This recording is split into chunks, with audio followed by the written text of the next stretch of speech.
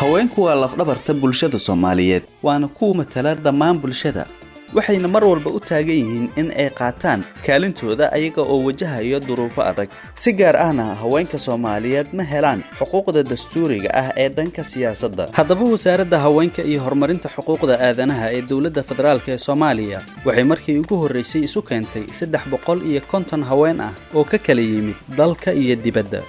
sidaa darteed wasaaraddu waxay meel marisay axda qarameedka haweenka Soomaaliyeed kaas oo ay ku caddahay in midnimada haweenka Soomaaliyeed ay tahay lama taabtaan in cadaaladda iyo sinaanta ay saldhig u yihiin nabadda iyo horumarka dalka ka qaybgalka haweenka ee hanaanka siyaasadeed wuxuu horseedi karaa nabad dimuqraadiyad horumar dhaqaale iyo mid bulsho